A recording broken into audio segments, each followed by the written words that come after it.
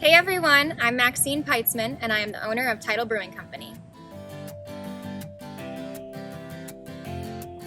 I wanted to personally invite all of you to our first installment of our Tide for a Cause project.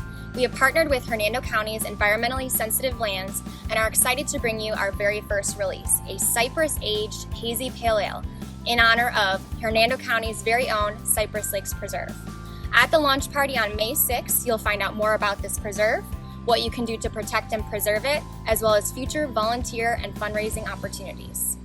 I'm Mike Singer, Conservation Land Specialist for Hernando County in the Environmentally Sensitive Lands Program. This partnership is a great idea. I really appreciate the energy and the positivity from Tidal Brewing.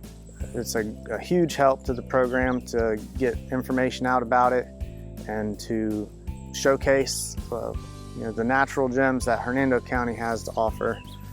I'm really excited about the partnership with Tidal Brewing. It means a lot to have partners in the county who want to help promote this program and that really value what it means to have these conservation lands and to preserve these properties for the residents of Hernando County.